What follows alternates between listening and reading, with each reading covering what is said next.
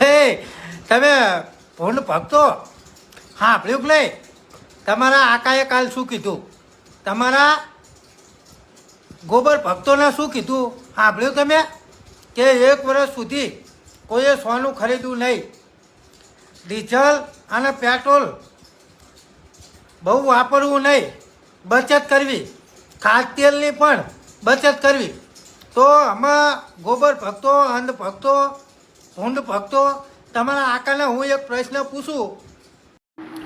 નમસ્કાર મિત્રો, જુઓ આ ભાઈને તમે ભાષા સાંભળીને, આ છે ભાઈ ઠાકોર કોળી સમાજનો નેતા.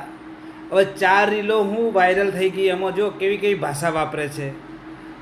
હવે તારા સમાજના લોકો ભાજપનો મત નથી આપતા? હે, ઠાકોર કોળી સમાજના લોકો ભાજપમાં નથી, ભાજપનો મત નથી આપતા? તું બધું અંધ ભક્તો, ભૂંડ ભક્તો, ગોબર ભક્તો કહે છે. તો થોડી ભાષા તો માપમાં રાખ ભાઈ. તું તારા સમાજનું ખોટું કરી રહ્યો છે. તને તો આવું બોલી બોલીને તને તો થોડા વ્યૂ મળી જશે, કે મોદી વિરોધી, ભાજપ વિરોધી લોકો તને વાહ વાહ કરશે, હા શાબાશ શાબાશ. પણ તું તારું અને તારા સમાજનું તું ખોટું કરી રહ્યો છે. તારા સમાજનું તું હલકાઈ પાડી રહ્યો છે, તારી જાતને હલકાઈ પાડી રહ્યો છે. તું આવી ભાષા વાપરીને. અને પછી પેલાને ખબર છે ને કે પેલાને કેવા ટાંટિયા તોડી નાખ્યા હતા. પછી કેવું કહે છે કે ભાઈ આપણે શું માર ખાવા જ જન્મ્યા છીએ?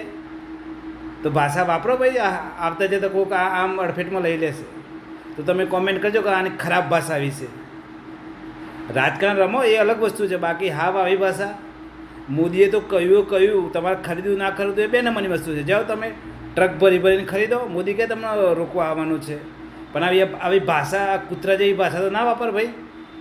તું મોટો ઠાકોર કોળી સમાજ થોડો મોટો નેતા થઈ ગયો છે. એ તું તારા ગામનો હશે, કે તારા તને લાગતા વળગતા હશે એનો નેતા હશે. તો આખા ગુજરાત સમાજનો નેતા નથી. તો આવી ભાષા વાપરે છે ખરું ને? તો કોમેન્ટ કરજો ભાઈ આ ભાઈ વિશે.